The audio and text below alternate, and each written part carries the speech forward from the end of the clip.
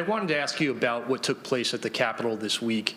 You served in the Senate for 36 years, and importantly, you were there in 1983 when there was an explosion in a Senate corridor. You were there in 1998 when 2 Capitol police officers were shot. You were there during the anthrax attacks in 2001.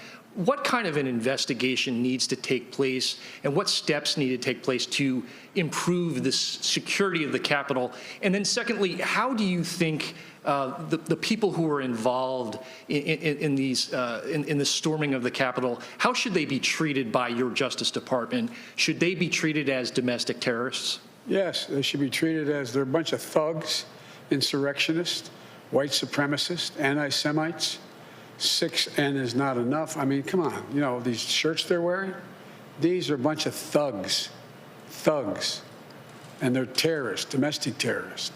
And that'll be a judgment for the Justice Department to make as to what the charges should be. But the fact is, they should be prosecuted. They should be prosecuted. The difference here is this had the active encouragement of a sitting president of the United States.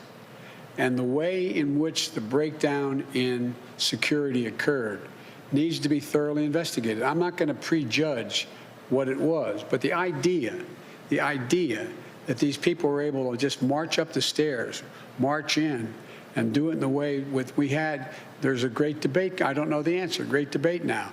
Was the governor of Maryland correct when he said that I was ready to send in the National Guard? I couldn't get authorization. What happened? It deserves a full-blown investigation, people to be held accountable, and steps taken that something like this could never happen again. And the difference this time is every nation has dealt, every democracy has dealt with individual terrorist attacks by groups that are very targeted.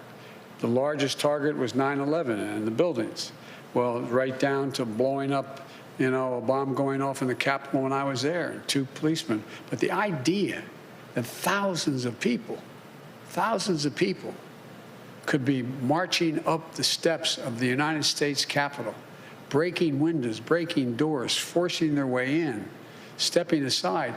And the photographs of, well, I don't know what the circumstances, the photograph of it looked like you had some of the Capitol Police taking selfies with these people.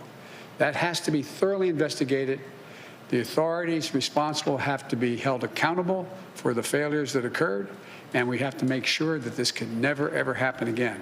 The damage done to our reputation around the world by a president of the United States encouraging a mob. This reminded me more of states I've visited over the 100 countries I've gone to, in third tin horn dictatorships. It just cannot be sustained, has to be immediately investigated in depth, and people have to be held accountable. And lastly, do you think you need to change any of the planning for your inauguration as a result of this? A totally different entity is in charge of the inauguration that was in charge of protecting the Capitol, the Secret Service. I have great confidence in the Secret Service. I have great confidence in their ability to make sure that the inauguration goes off safely and goes off without a hitch. So it's a different. So I have confidence in what is going in the planning that's been underway before this, and continues with the Secret Service as the lead agency. Thank you. Thank you.